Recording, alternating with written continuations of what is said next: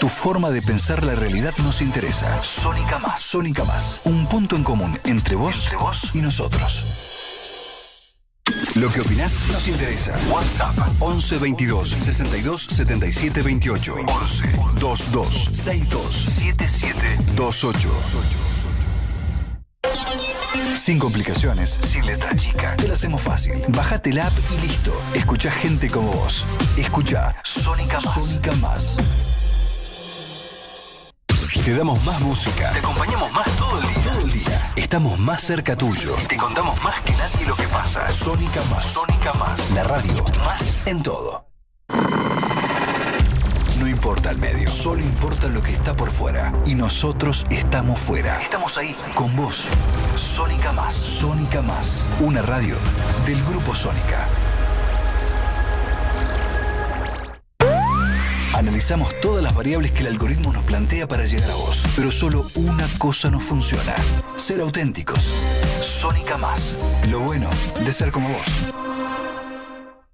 En Grupo Sónica siempre vamos por más. Por más. Más cultura, más deporte, más espectáculo, más política y más actualidad. Sónica Más. Sónica Más. Siempre más. Lecture 4. Word Music and Translation. Ladies and gentlemen, for the sake of clarity, I shall confine myself tonight to the problem of verse translation. A minor problem, but also a very relevant one. And this lecture should pave us a way to the topic of my forthcoming lecture, word music, perhaps word magic, sense and sound in poetry.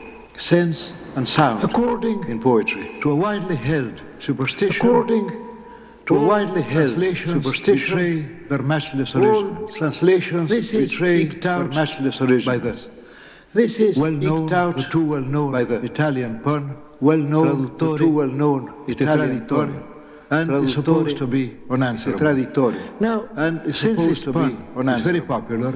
Now, I suppose since this pun there must be very popular, a kernel of truth. A core there must be hidden somewhere. A kernel of truth. A core of truth hidden somewhere into the discussion, and we'll go the possibilities, the discussion, or otherwise of the success, or otherwise the success, or otherwise of verse.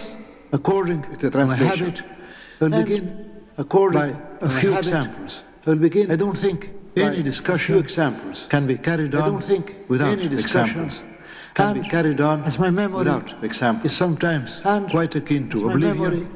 Is sometimes quite akin to oblivion. Buenas tardes a todas y a todos. Buenas tardes, bienvenidos a Matiné Literaria, otra edición. Esta vez no es programa prima, ni primo, ni antimateria, ni nada. Es el programa 4 de Matiné Literaria. Qué lindos que están, chicos. Qué lindo que estamos. ¿Cómo estás, Ernesto? Bien. Buenas tardes, Héctor. Bien. Buenas tardes, Leonel. Buenas tardes. Leonel Lipchis, nuestro invitado especial de hoy. Traductor, ya les vamos a contar. Pero bueno, acá estamos, como siempre, en nuestra casa. Nuestra querida casa Sónica Más, los miércoles de 17 a 18 con Matiné Literaria. Bueno, ustedes dirán, ¿qué fue, digamos, esa voz en off in English? Jorge Luis. Ajá. No sé si, no hace falta que diga el apellido, ¿no? Jorge Luis Borges. Jorge Luis Borges. A ver, yo sé que esto van a estar todos de acuerdo. El hombre más importante de la historia argentina, ¿no? De la historia literaria. Por lo menos de la historia cultural, Sí. ¿no? Pongámosle. Bueno, literaria seguro. ¿Saben por qué pusimos a Borges en una conferencia en inglés? Como decía una profesora mía, una señora mayor, una señora entrada en años, septagenaria. In English, please. Muy, bueno, muy flemático, ¿no? Bueno, ¿por qué esa conferencia, Borges? ¿Saben de qué va a hablar? ¿De qué estaba hablando? De traducción. De poesía y traducción, ¿no? De poesía y traducción, Leo, exactamente. Muy bien lo que apuntaste. Y porque hoy, el tema de hoy es la traducción, el traductor. Por eso estamos en presencia de nuestro amigo, mi querido amigo Leonel, que quiero contar algo antes de empezar con el tema.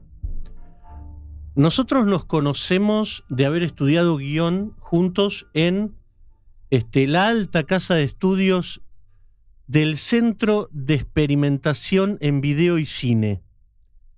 Grandilocuencia nominal que nunca alcanzó. ¿Te gusta, Leo? Nunca alcanzó para convertirnos en grandes guionistas, al menos. Tampoco, claro, bueno. No sé, igual yo valoro el aprendizaje que hice. Digamos, éramos más jóvenes, estudiábamos cine, teníamos sueños de convertirnos en grandes directores y guionistas de cine y no los cumplimos. Pero vamos hacia esa dirección. Todavía, bueno.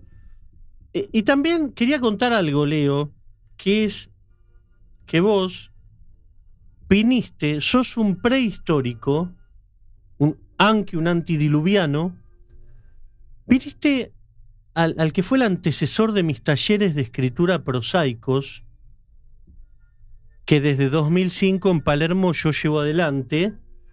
Vos viniste a un pretaller. Yo fui a una reunión que tengo un poco perdida. En 2004. En el recuerdo. En 2004 con grandes personajes de la época, como el periodista Santiago López, la editora y librera Susana Ratón Maciel, y no sé quién más estaba, y vos, digamos. Tengo un buen recuerdo de... Muy linda reunión, ¿viste? De ese encuentro. No, es que hoy son todos... Son muy queribles todos, son grandes amigos, grandes personas y grandes en lo que hacen. Y también es una prueba de que vos hace tiempo te dedicás a la enseñanza de la literatura. Sí, 2005. Bueno, vamos a hablar de traducción, el traductor. A ver, una cosa que me llamó mucho la atención, yo tengo acá 3 ponencias de Leonel Lipchitz, que podrían ser 3, entre monografías y 3 trabajos que podrían componer un libro de ensayos a la altura de Discusión, de Jorge Luis Borges, que hoy vamos a hablar de ese libro. Vos sos muy generoso, Ernesto, vos sos muy generoso. Y bueno, pero el país me lleva a... Bueno, el país es generoso con algunos, ¿no? O Héctor, o con algunos más que con otros. Bueno, con algunos más que con otros. Ahí te gustó, ¿no? La gente más seria me parece que no es tan generosa. No. Bueno. Escuchen, hablando de eso, hay algo que no puedo dejar de mencionar como una introducción.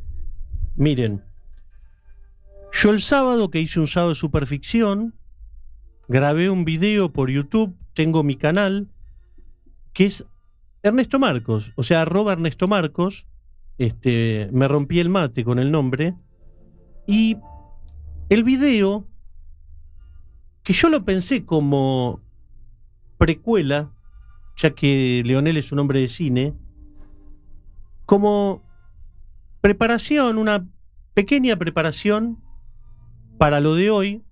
El video le puse ¿qué no es un texto? Porque yo puse en YouTube ¿qué es un texto? Y lo que yo hago, y me faltan algunos videos, es voy contestando lo que yo considero que no me parece bien, que no está bueno. Es como que, como lo defino ahí, defino al texto por lo que no es, por la diferencia, por la negativa, como Saussure, que dice que el signo se define de esa manera. Bueno, pero ¿a qué quería ir? Porque quería contarles algo. No sé si le pasa a Leonel, Héctor me dice que sí. Yo he tenido en poco tiempo del programa anterior, Juan Martín Rossi, nuestro operador All Star, nuestro operador estrella. Gracias. Del miércoles pasado a hoy, he tenido 3 o 4 experiencias vinculadas a algo. ¿Qué es? Voy al grano. Sabemos que hay desclasados, lúmpenes, marginales, indigentes que están ahí o que devienen ahí por una cuestión previa de psicosis. ¿Vamos bien? Bien. ¿Qué me pasó a mí? Lo que yo tuve es 3, 4 experiencias mínimas de gente que no está necesariamente ahí, que podría ser de clase media caída o clase media baja, que, lo hago breve, yo me pongo a hablar y lo que aparece primeramente como un discurso armado, no les digo que edificante, pero por lo menos sólido, se va desmoronando, se va cayendo. Esto está muy claro en la psicosis paranoica, pero en esto no solo pasaba por una cuestión de psicosis paranoica, sino que se iba desarmando. Entonces, ¿qué pasaba? Se empezaba a caer el diálogo, la conversación, la comunicación. Y yo ahí detectaba, vamos a decirlo así, que a mí no me causa gracia que usen eso. Se habla mucho de gente rota. Gente rota, gente agrietada, lo digo a propósito, fisurados en el sentido de escisión, gente esquizo en el sentido de división que rompe. ¿Y qué es lo que se caía el texto?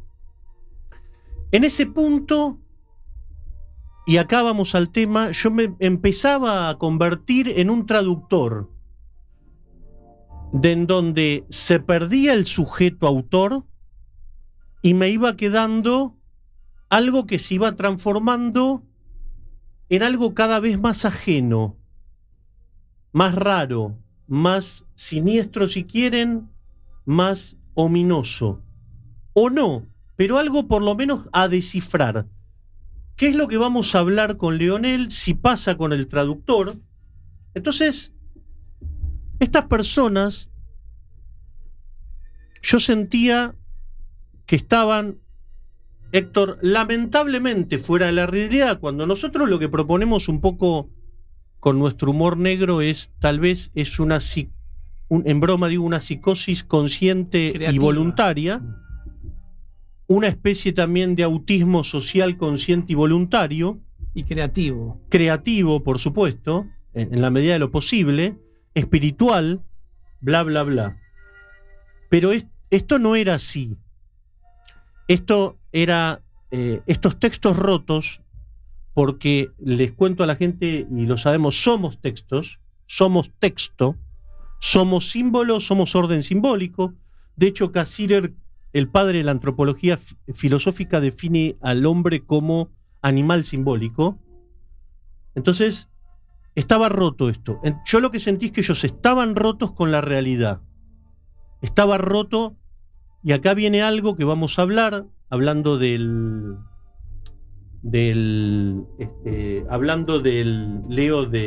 traductor. Habían roto con el referente, con el contexto tal vez, con el referente seguro. Entonces yo empezaba a que el otro se iba enmudeciendo y yo ya no lo escuchaba, porque no podía escuchar. Entonces, de algún modo, entre comillas, esa locura iba quedando excluida de mi razón. Ahí aparecía algo muy interesante, como si una traducción en términos Foucaultianos podría ser la locura del otro que trato de razonar desde mi razón e incluirla, pero siempre desde la razón, y ese es el problema que Foucault diagnosticó, pero bueno, lamentablemente... Discúlpame, no sé si te puedo interrumpir o agregar algo. No, es como que yo siento que muchas veces se utiliza el término traducción como metáfora, ¿no? Eso a mí me interesa. Uno puede pensar que un proceso de comprensión de otro es una traducción de su pensamiento, ¿no? Y que todos lo hacemos constantemente. Pero yo que vengo un poco como de la tradición de los estudios de traducción, que buscan como sistematizar la reflexión sobre la traducción, tratan como de acotar el fenómeno. Yo no estoy igual en contra de que vos lo amplíes, porque hay distintos caminos o distintas formas de entender la traducción. Y me hiciste pensar en algo que quizás no te había comentado, pero es una teoría de un lingüista. Como vos hablaste de Saussure, yo me acordé de Roman Jakobson.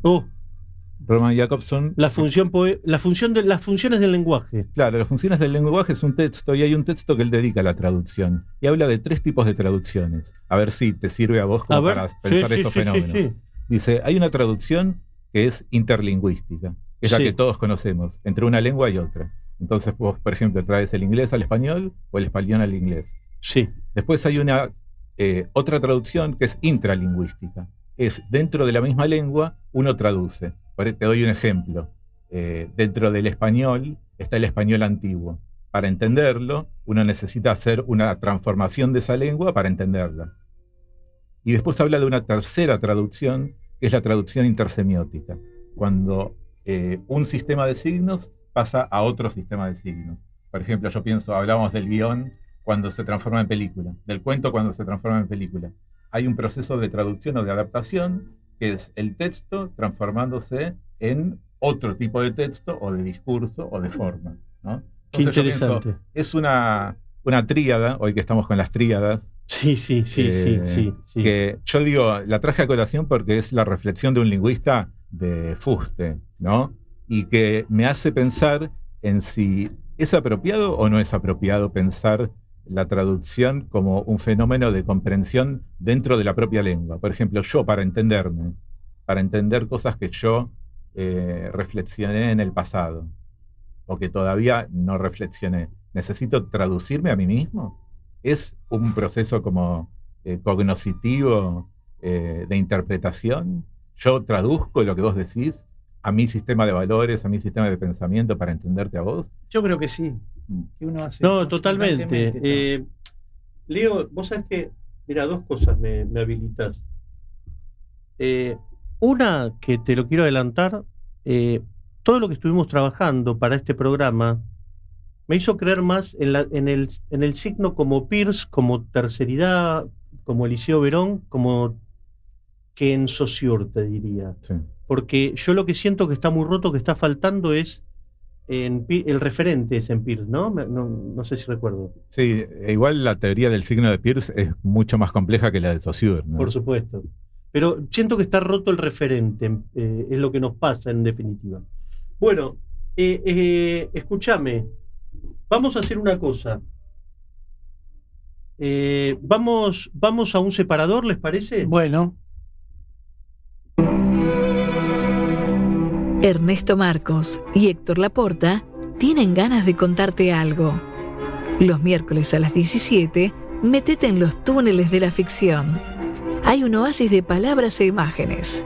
Relájate y disfruta por 1 hora fuera de la realidad.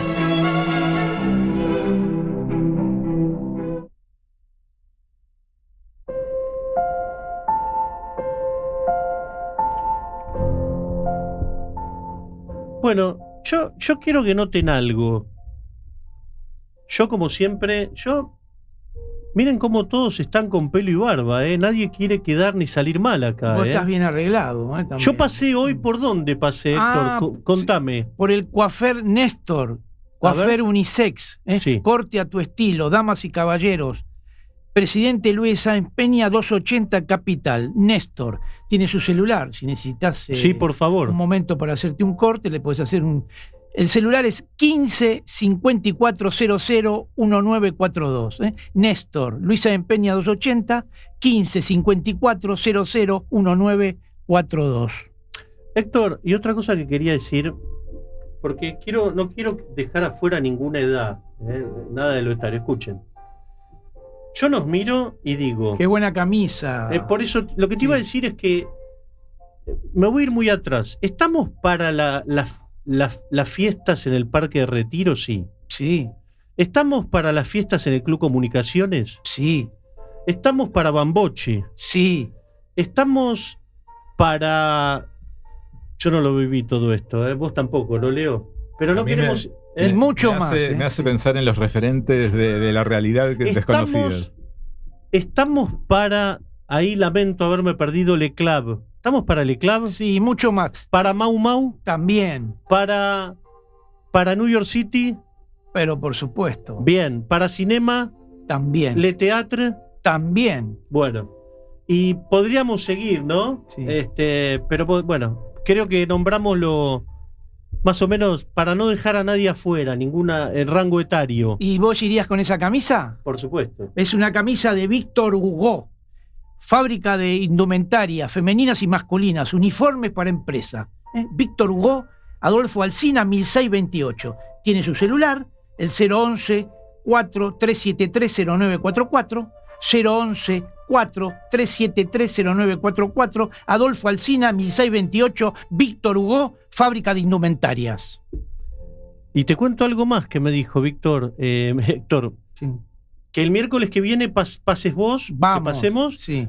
y me dijo que su Instagram, para seguirlo, es Perfecto. Víctor Hugo Indumentaria. Bien. Bueno. Víctor Hugo Indumentarias es el Instagram. Escuchen. Leonel, acá, esa fragua mental, como me dijeron a mí una vez. Leonel establece 3 tipos de traducción. Un tipo de traducción metafísica, una moderna y una posmoderna. ¿Sí?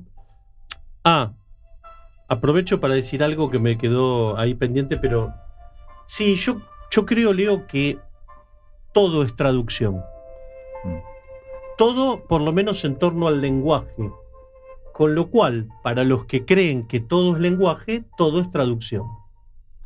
Dicho esto, lo que vos planteás acá en estos 3 tipos de traducción es si la traducción fue utilizada para responder a la pregunta ¿qué es la literatura? Leonel Lipschitz también se propone interrogar a la traducción a través de la literatura para responder a la pregunta ¿qué es la traducción? Y lo elige preferentemente una perspectiva especulativa en donde más que nada se destaca la sospecha, la experiencia subjetiva y sus huellas. ¿Es correcto, Leo? Leo, te voy a hacer una pregunta muy difícil. Te aviso. Voy a intentar responderle. O dejarla sin respuesta. ¿Qué es la traducción? Me dejaste sin palabras. Bueno, así con ánimos de... no de oposición, pero sí de debate, te diría que recuerdo una frase que me decía una profesora, que si uno piensa que todo es traducción, es lo mismo que decir que nada es traducción. Por eso a veces se dice, para aclarar, la traducción estrictamente dicha, ¿no? Estrictamente dicha es de una lengua a otra. Porque si yo empiezo a ampliar el campo y digo, claro, por ejemplo... No tengo objeto de estudio. El objeto de estudio hay que acotarlo en algún momento. Sí, me parece que sí. Eso pasa en el ámbito académico especialmente, donde uno no se puede ir por las ramas en todas direcciones al mismo tiempo.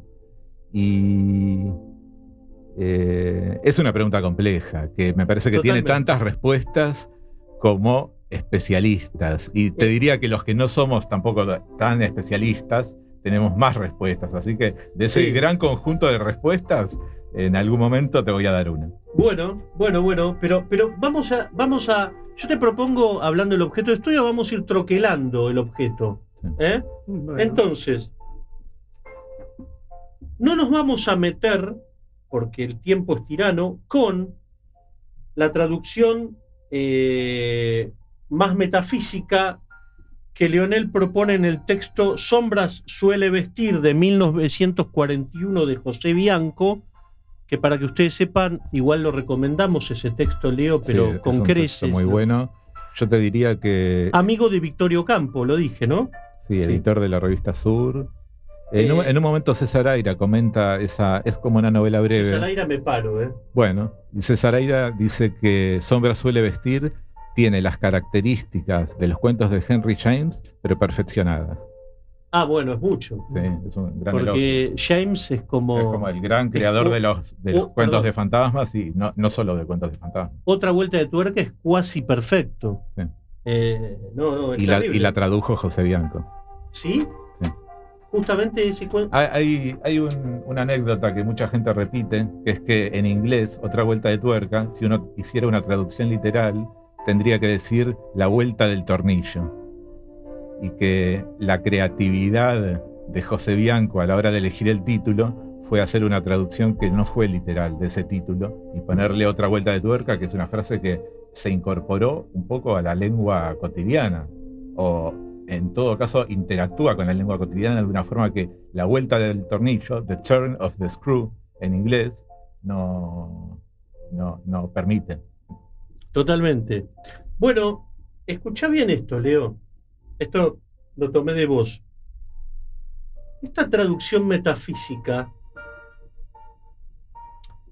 en donde se supone que hay, suponete, los dilemas de la hermenéutica bíblica y los límites inciertos de la realidad pueden pensarse por extensión como un comentario melancólico sobre la traducción. Esto aparece sintetizado en la última imagen de esta novela, que siempre viene editada con Las ratas de Bianco, ¿no? Esta novela que acabamos de recomendar.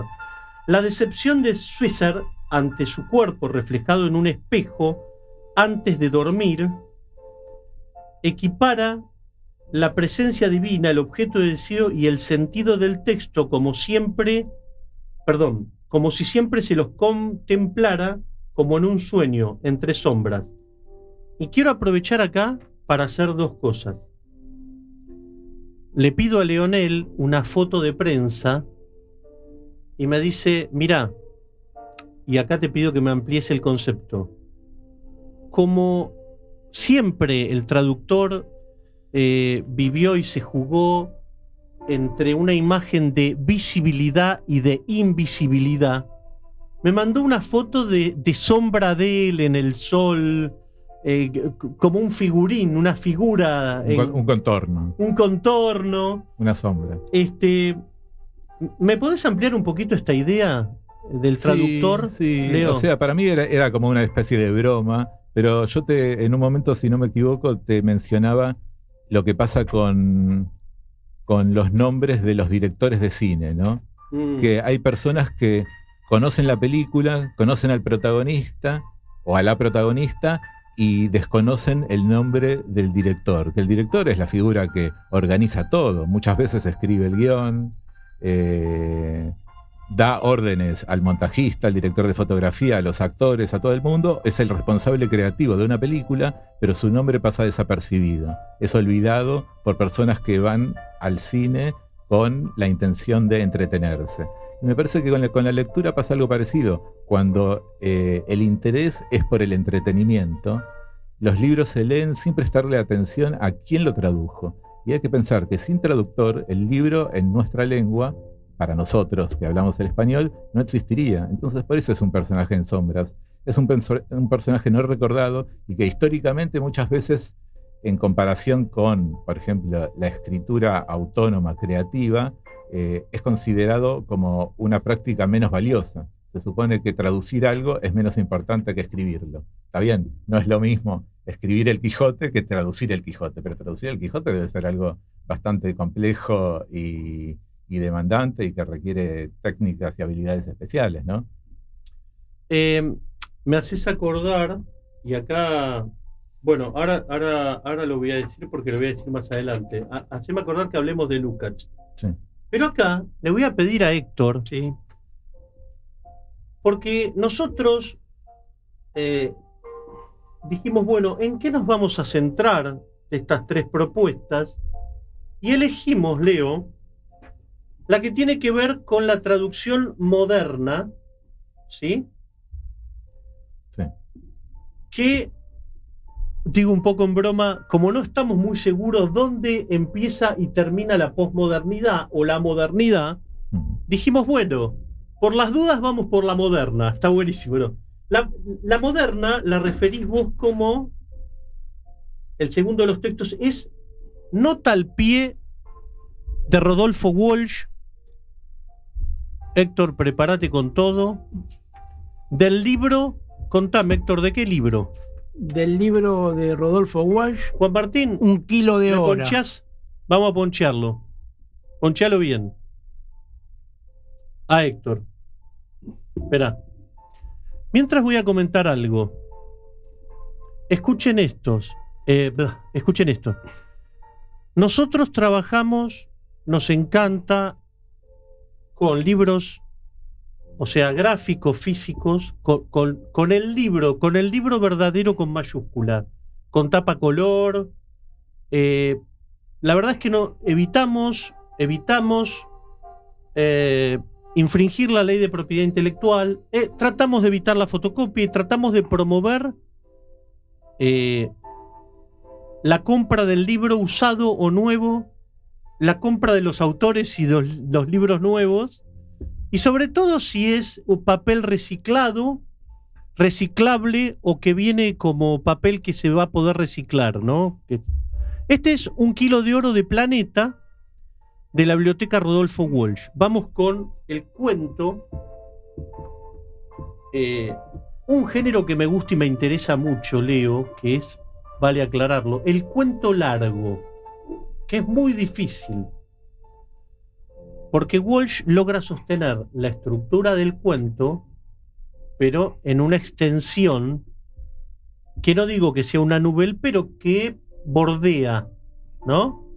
Sí, aparte hay una característica muy particular de ese cuento, y es que está marcado por, vos hablabas en un momento de la escisión, ¿no? O de la discontinuidad, también podemos pensar.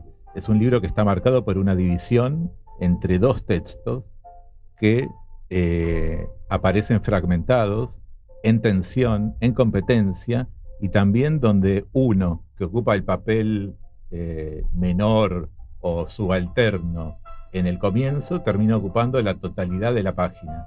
No sé si notaste eso, que a medida que el texto va avanzando, el texto que está estructurado en una narración, digamos, omnisciente principal, ¿no?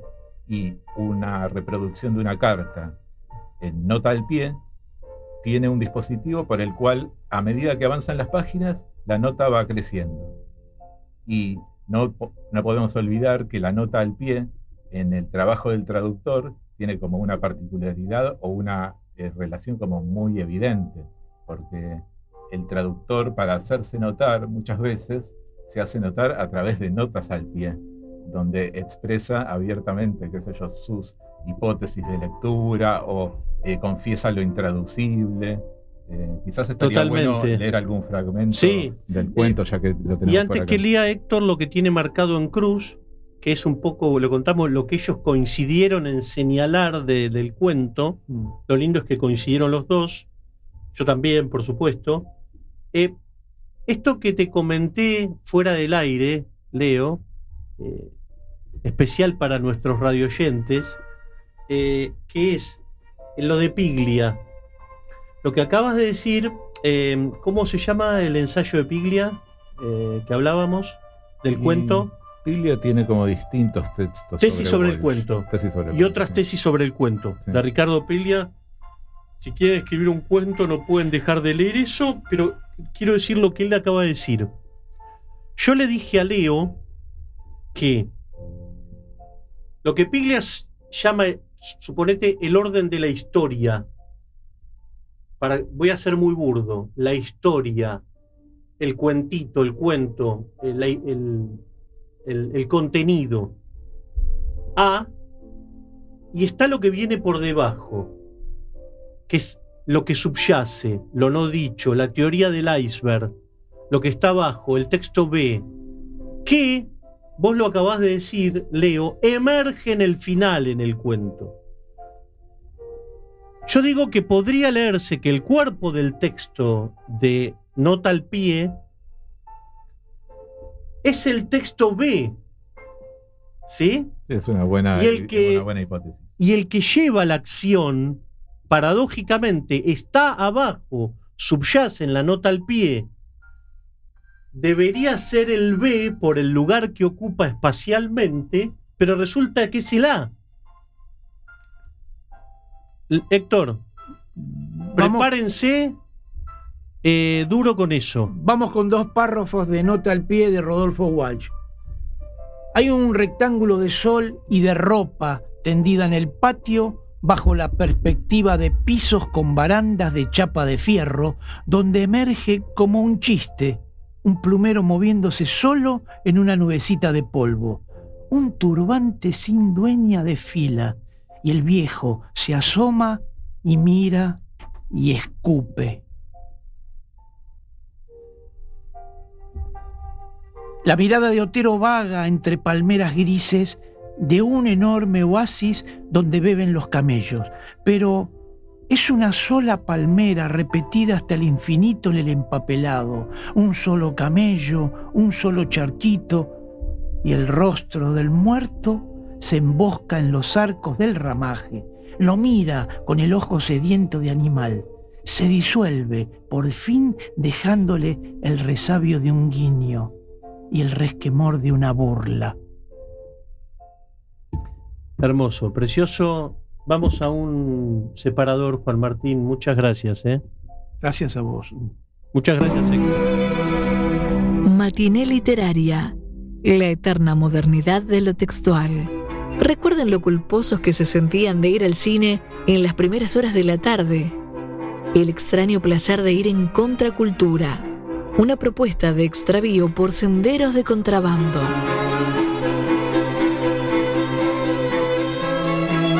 Un té literario. Miércoles, 5 en punto.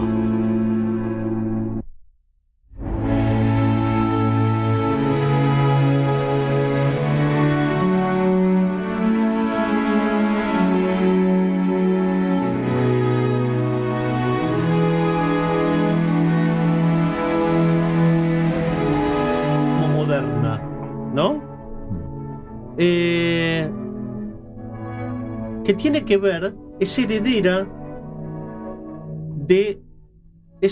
sartreana del escritor, entre comillas, comprometido, ¿no? Como Rodolfo Walsh. Que paso que ahora te voy a pedir que me hables un poquito de Walsh. A nosotros nos pareció muy interesante, querida y querido radioyente, hablar del Walsh. A ver, se conoce al Walsh del acto, de la acción, el Walsh de la militancia política. Se conoce, creo, en segundo lugar, al Walsh de la non-fiction. Lo digo en inglés a propósito, porque hoy aclaremos con la traducción de lo que es inglesa. Diego, ¿cómo dice tu título y cómo es correcto? Perdón, ¿es inglés-castellano o inglés-español? Ese es un debate que no está saldado. Me encanta esos debates que además no sabemos para qué sirve, ¿no? ¿Viste? No está saldado, ¿no? No. Bueno. Y sigue el debate. Sí.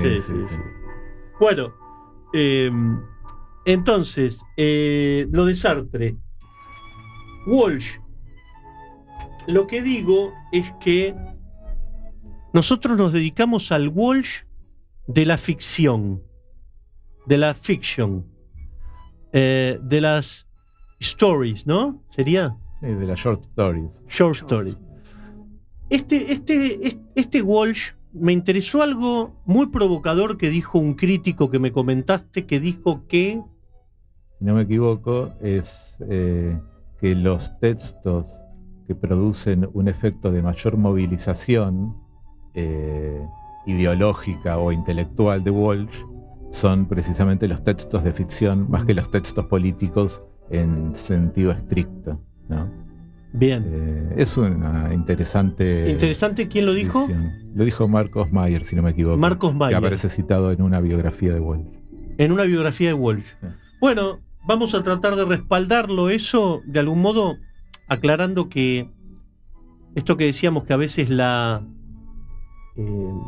cuando la ética cabalga en la estética, llega más, llega mejor, llega a otro lado, llega profundo, entra por el corazón, de alguna manera, por lo afectivo, lo sentimental, o lo emotivo, aunque sea, ¿no? Bueno, Leo, decime, ¿qué me podés decir de este Rodolfo Walsh de Un kilo de oro?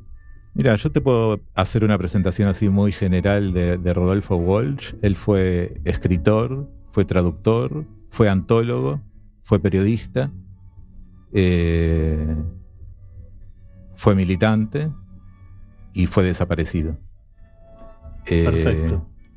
A mí, bueno, él nació en Río Negro. Yo te quiero contar la parte quizás como desconocida de su carrera. Dale. Él empieza en el periodismo y empieza traduciendo ficción policial de una forma muy parecida como aparece relatado en el cuento aunque en este cuento no es autobiográfico en términos estrictos. Hay un personaje que no es Rodolfo Walsh. Rodolfo Walsh tradujo muchas novelas policiales de William Irish, de Larry Quinn, no sé, ahora no me salen los nombres, pero de autores que eran como de puesto de kiosco. Y él tradujo muchas novelas de puesto de kiosco. En un momento es como que yo observo en su carrera como traductor que a medida que él obtiene como un prestigio mayor por el reconocimiento que le da su ficción y su periodismo, puede elegir los textos que traduce y hace una traducción muy interesante, que es la antología del cuento extraño. Eso por un lado, es una compilación muy parecida, pero a la antología del cuento fantástico que hacen Borges y Ocampo, pero en una versión como mucho más extensa y personal. Se editó en 4 tomos. Es un trabajo muy interesante, y después traduce textos políticos, así como él escribe textos políticos o de investigación, traduce investigaciones y textos políticos, y después hace unas traducciones de novela negra, que ya no es la novela de misterio original donde hay un detective y un caso que se resuelve a la manera clásica inglesa, sino donde el crimen es utilizado como para explicar el funcionamiento de la sociedad, ¿no? ¿Qué pasa en Chandler, en Hammett, en McDonald's? Digamos el crimen social. Sí, el crimen ya no se termina de resolver el caso y viene entramado o combinado con toda una serie de ocultamientos que no se terminan de revelar, ¿no? Y ahí la figura del detective cambia también, se convierte en un héroe más trágico. O sea, no es lo mismo un Hercule Poirot o una Miss Marple de Agatha Christie que un Sam Spade, ¿no? Sam Spade es como un héroe melancólico y trágico. Vamos a leer Héctor, ¿saben qué vamos a leer? Escuchen esto. Del tipo de traducción moderna del escritor comprometido de Sartre, escuchen esto, que me encantó, que escribiste vos, Leo. El proyecto racional propone un mundo desencantado, donde la posibilidad de elegir es manifiesta pero denegada. Ya no es el mundo de la incertidumbre acerca del sentido del verbo, traducción metafísica, sino el de la ligazón a la fuerza entre significantes vacíos de 2 idiomas sin un referente conocido. ¿Les suena lo que hablé al principio?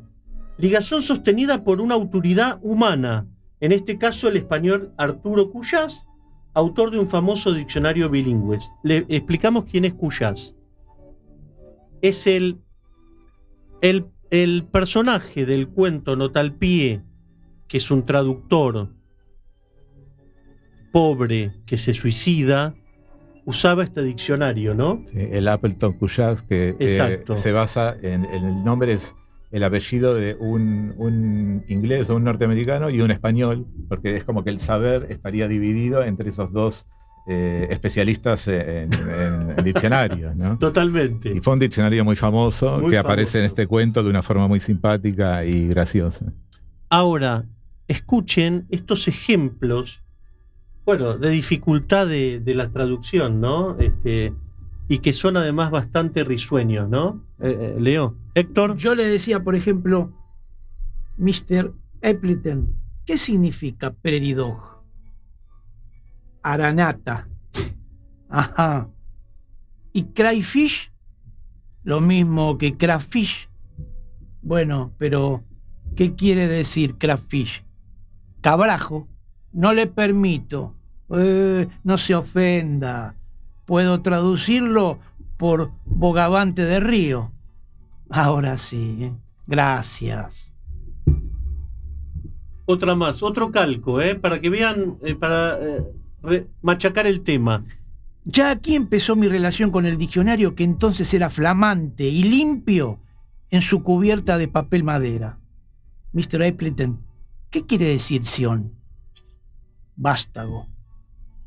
Y cruor, fastidiado. Cruor, ¿qué quiere decir cruor? Pero ¿por qué? Si hasta las palabras más simples le consultaba, aunque estuviera seguro de su significado. Tanto miedo tenía de cometer un error. Esa novela de Dorothy Pritchett, esa, digámoslo francamente, pésima novelista que se vendía en los kioscos a 5 pesos. La traduje palabra por palabra. Le aclaro que entonces no me parecía pésima. Al contrario, a cada instante encontraba en ella nuevas profundidades de sentido, mayores sutilezas de la acción. Héctor, ¿y tenías algo más para leer de Walsh? No. Bueno, bien. Perfecto. Escuchen esto. ¿Saben? A ver, lo que está detrás de este programa, en el fondo, bien en el fondo, es también el problema entre literatura y sociedad.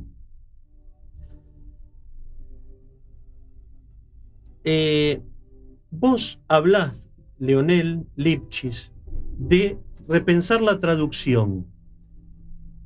Y yo puse al lado reescribir la traducción para pensar la constitución de la subjetividad del traductor, que según Lukács, el posmarxista que vos citás, es la capacidad cognoscitiva que tiene cierta ficción de tipo realista o naturalista, de la literatura y del arte en general, para dar cuenta de algo más allá de una sociología, ¿no? La literatura que propone Lukács no encontraríamos en el mundo representado un reflejo del mundo, sino una dialéctica entre esencia y apariencia que muestra la historia como un proceso dinámico, en donde se vería una visión integral más amplia formada por una estética, una ontología y una teleología. Teleología que sería el fin. Lukács propone una, y acá es lo que te quiero preguntar, Leo, finalmente, la unidad vital del tipo. Y vos decís, a mí lo que me interesa es que Rodolfo Walsh, con nota al pie de 1967 del libro, Leo, Héctor. 1 kilo de oro. Ponchalo. Es en que consideras que el protagonista es el primer traductor típico de la narrativa argentina. ¿Sí? Sí, quizás el primer traductor moderno, como decía en algún momento, porque hasta ese momento es cierto que los traductores estaban, quizás es una, digamos, hay mucha ficción con traductores, pero no ocupan un rol central. Acá, en este cuento, ocupa un rol central y es como que muchos de sus procesos mentales, yo creo, cuando habla con el diccionario, que es una, digamos, una forma graciosa y narrativa de ponerlo en escena, yo creo que muchos de los procesos mentales o de los problemas que aquejan a los traductores reales pienso en los de la época en la que el cuento fue escrito y traductores posteriores también, están representados en ese cuento, de una forma que es literaria, obviamente, ¿no? Pero totalmente. Que eso hasta ese momento no había aparecido en ningún lado. Y por eso, no sé si por eso, pero muchos destacan este cuento, en particular un nota al pie, como uno de los mejores de Walsh. Incluso, qué sé yo, yo sé que a vos no te gusta mucho Viñas, pero Viñas lo considera uno de los mejores cuentos de la literatura argentina. No, total, me quieren pinchar. Bueno, el tiempo es tirano. Lo que yo les quiero comentar es algo, chicos, a ver qué les parece. Hoy, como cumple Celeste Annabel, me dijiste. Annabel. Cumple Celeste Annabel Álvarez, y estamos con traducción del inglés. Vamos a cantarle Happy Birthday to you, Happy Birthday to you, Happy Birthday Annabel, Happy Birthday to you. Ponchame para el cierre. Ponchame esto. Bueno, Celeste, tu regalo es una novela de Marcelo Cohen, traductor y escritor, que escribió en 1995, que entra dentro de lo que Leo llama la traducción posmoderna. Y si nos querés decir 2 palabras, puede ser, Martín, nos mata. 2 palabras de esto, Leo. Yo creo que es Celeste. Es un traductor que yo diría que, a diferencia de los anteriores de los que estuvimos hablando, es un traductor un poco cínico. No me digas. Es un traductor cínico, pero que está metido en una trama de aventuras. Está metido en una trama de aventuras, pero él traduce bestsellers que no son leídos, que son comprados para no ser leídos. ¿Qué es lo que pasa a veces con los libros? Para regalar. Para regalar y para quedar bien, por ejemplo. Sí, claro. Pero que tienen mucha influencia porque después se adaptan y se hacen series. Como que describe algo que tiene que ver más con los tiempos que nosotros conocemos, donde los libros son un fenómeno casi de marketing en ocasiones, sí, y donde se articula con los medios audiovisuales. Eso por un lado. Y después es un traductor que, pensando en esas condiciones en las que trabaja para un editor pirata, por ejemplo, que piratea las ediciones. Él busca achatar la prosa porque sabe que no es leído. Entonces es un traductor que se prepara como sujeto para un momento de, no sé cómo llamarlo, él en el texto aparece como una idea de una revelación, ¿no? Pero es como si la traducción formara parte de un proyecto más amplio de conocimiento y de acceso a una especie de epifanía. Yo creo que es una de las mejores novelas del siglo XX. De la década del 90 en la Argentina. Bueno, sí, un grande. Gracias, Leonel. Marcelo Cohen, ¿no? Gracias por venir, Leonel. Gracias a vos por la invitación. Sí. Te vamos a volver a invitar. Gracias por la invitación. Y nos vamos, Juan Martín. Nos vamos con... Chiquitito. ¿Puede ser con un poquito de audio? Then Tennyson was very fond of experiments.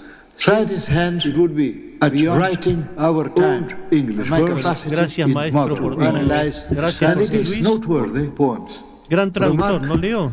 That though the experiment was quite successful, he never came back to it again.